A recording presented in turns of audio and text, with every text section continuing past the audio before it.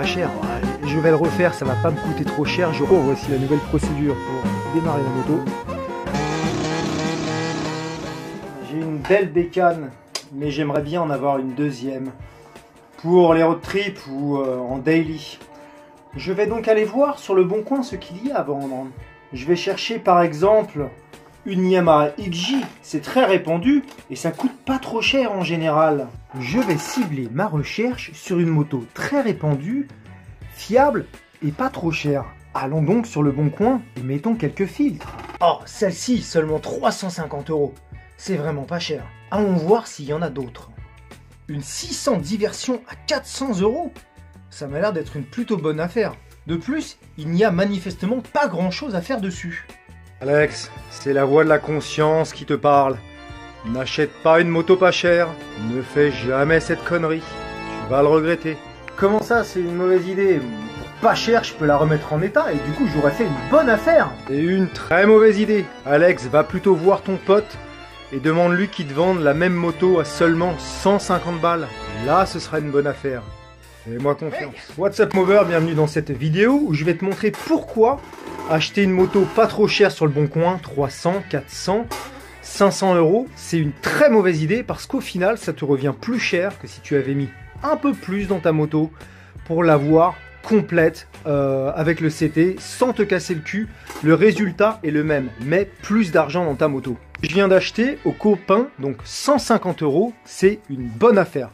À la base, il aurait voulu la vendre environ 400 € et là, ça aurait été une très mauvaise affaire. Je vais te montrer point par point pourquoi, même à 400 € cette moto qui présente bien est une très mauvaise affaire comparée aux motos que tu pourrais trouver sur le bon coin avec le CT à 700 €. Déjà, on revient chez le pote quand je lui ai acheté, c'était il y a 2 jours. Ah, la voilà, la prochaine bécane, la table. À moi la table. Tu l'aurais vendu combien si je t'avais pas tanné pour l'avoir à ce prix-là? Tu comptais la vendre combien?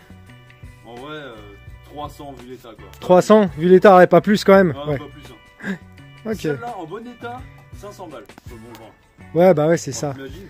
C'est 500, 700 balles avec le CT en fait. Ouais. Donc, Là, on est loin du bon état. non, il y a beaucoup de choses à faire. Beaucoup. Donc ça y est, la moto, elle est chez moi. Je te fais le tour, comme ça. Premier abord, elle présente bien. Moi, je vois ça à l'époque, j'aurais vu ça sur le bon coin pour 400 €. Je me serais dit, bah ouais, pourquoi pas, hein, franchement. Pas grand chose à faire, pas trop kilométré. J'achète. Cette moto, c'est donc une Yamaha XJ N600 avec seulement 51 000 km, donc c'est pas trop borné. Et quand tu la regardes comme ça, d'emblée, ça présente plutôt bien. Tu vois les photos sur le bon coin, tu te dis, bah écoute, ouais, ça roule et tout, pourquoi ne pas l'acheter? Et pourtant, malgré que ça présente bien, il y a beaucoup de choses à faire. Et ça va coûter, ça coûte cher à refaire. Donc autant en prendre une qui a déjà le contrôle technique, qui est déjà complète. Faisons le tour de ce qui ne va pas sur cette moto et combien ça coûte de la remettre en état, de lui faire passer le contrôle technique. Bref, que tu puisses rouler avec bien, que ce soit voilà, une moto conforme, même si je n'aime pas trop ce terme. On constate déjà un levier cassé, donc ça c'est à remplacer.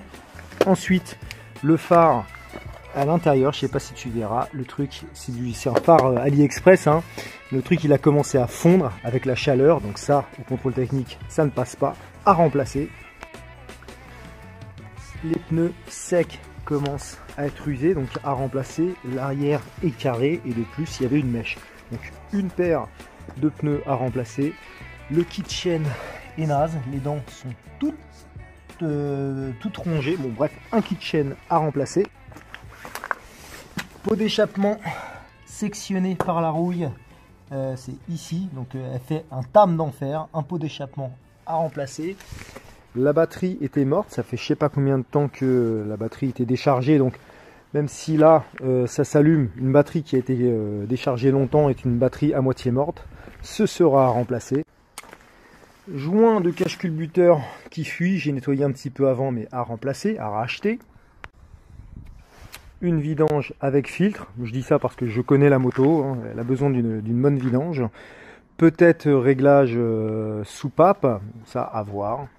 Et donc ensuite, bon, tu as des petits aspects esthétiques, mais ça, peu importe. Je ne le prends pas en compte sur une moto pas chère à 4 ou 500 euros. Et voilà, ça nous fait quand même pas mal de frais sur cette bécane.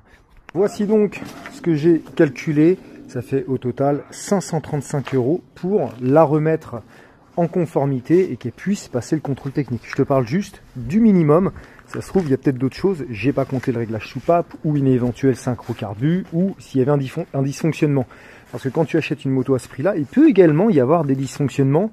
Quelqu'un qui va dire oui, réglage carbu, oui, petit problème électrique. Bon, celle-ci, je sais qu'elle ne les a pas. C'est la moto de mon pote. Mais voilà, tu vois, imagine tu achètes cette moto 400 euros et tu dois rajouter 535 derrière pour qu'elle soit conforme. Autant prendre directement une moto à 700, 800 euros qui est conforme, qui a passé le contrôle technique. Tu n'auras pas besoin de te faire chier.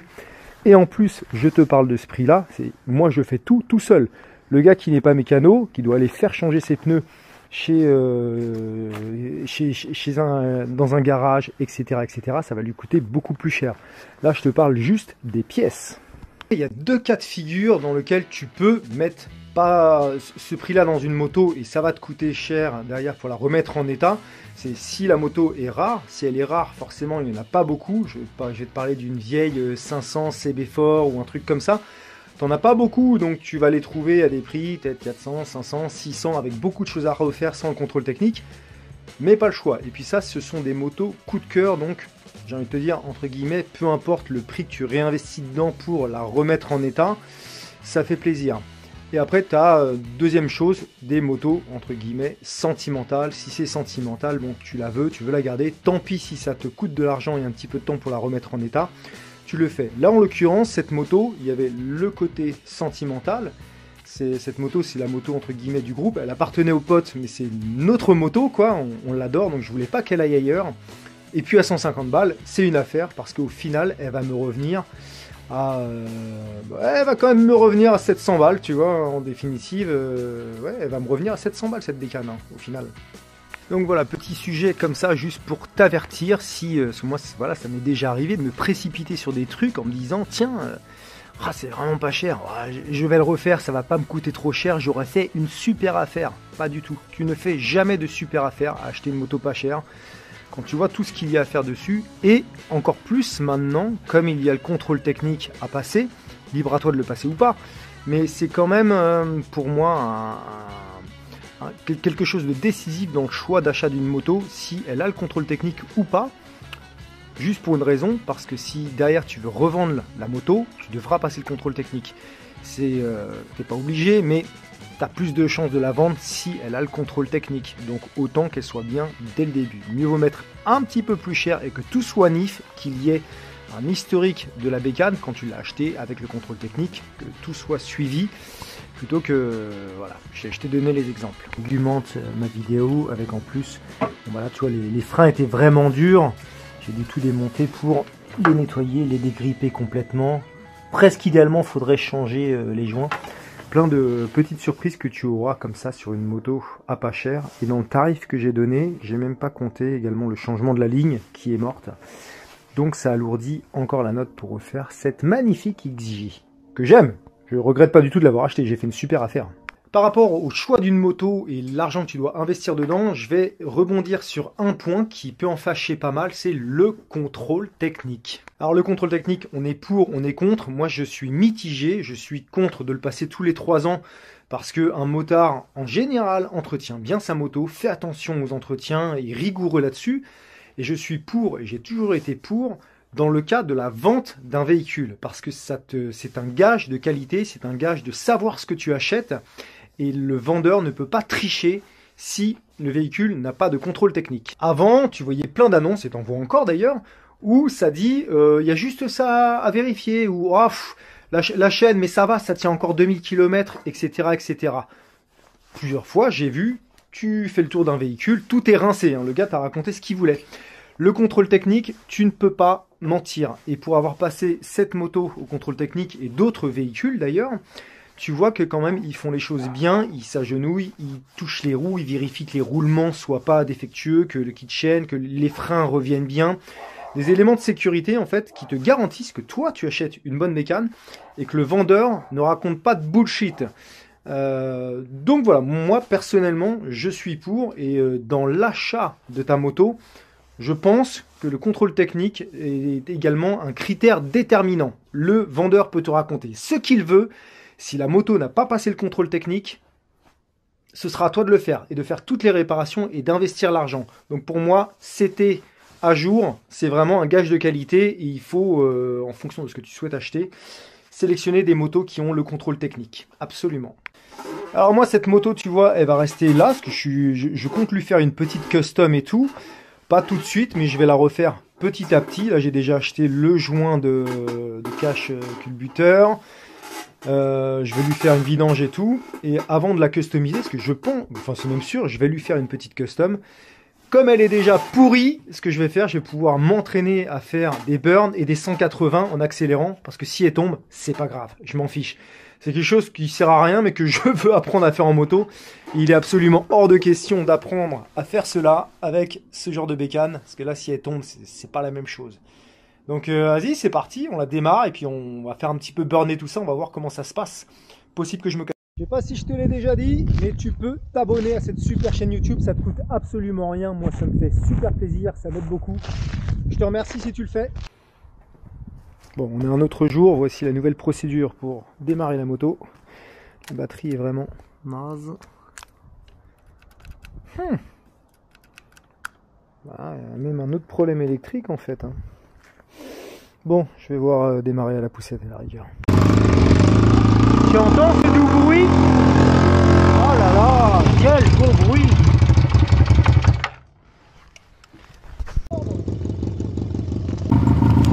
Bon, nous y voici, je me suis mis dans un endroit où il n'y a vraiment personne, comme ça si je me casse la gueule, il n'y a que moi, je vais pas dans un véhicule, ni dans une personne, ni quoi que ce soit, je fais chier personne, et voilà. Et puis le sol est goudronné mais légèrement sablonneux, ce qui va m'avantager pour tenter mes conneries. Je vais d'abord commencer par, par un burn, donc ça... Un burn en moto, j'en ai jamais fait, autant en dirt bike, scooter, j'ai déjà fait. En moto, tu as toujours un petit peu cette peur, tu sais que la moto part d'un coup, c'est tout ce qu'on voit sur Instagram ou Facebook. Les gars qui font des burns, qui maîtrisent pas, qui se cassent la gueule.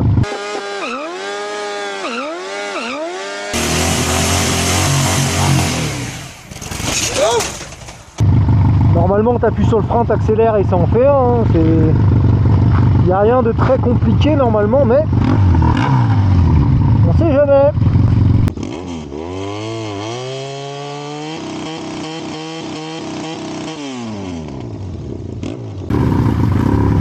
Ok, burn, check. Maintenant je vais tenter le 180. Donc là c'est pareil, il y a peut-être des chances que je me casse la gueule. Ah tiens, ça s'est pété. Bon, un truc de plus à remplacer. Bah vas-y hein. Allez, faut se lancer. Hop. Ah ouais d'accord, ok, je vois la difficulté. C'est que ça a l'air quand même moins facile qu'en dirt bike parce que la bécane c'est pas le même poids. Si je penche trop, comme il y a un petit peu de gravier, je risque de me casser la gueule aussi. Oh, putain.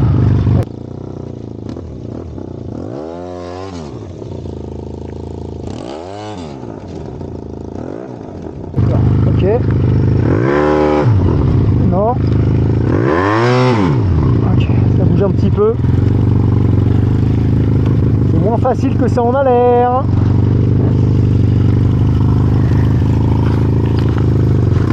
Oh, putain. Ah. Casse la gueule. J'espère que je vais y arriver parce que... pas évident.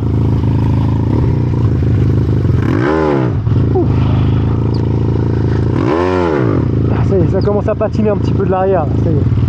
Je commence à avoir le truc, mais pas évident quoi. Vraiment pas évident. Oula, ça y est, je le sens. Ah putain. Et voilà. Fallait que ça tombe.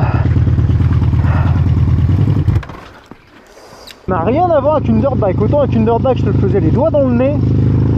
Là, pas la même chose.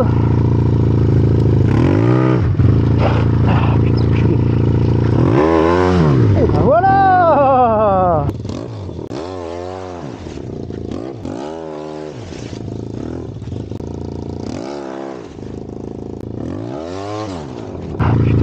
Je pense qu'il faut accélérer un bon coup bien fort. Mais j'ai peur qu'en accélérant un bon coup bien fort, je parte là-bas, là dans le fossé, tu vois. Un petit peu d'exercice. Il faut, ouais, faut que la roue parte d'un coup, quoi.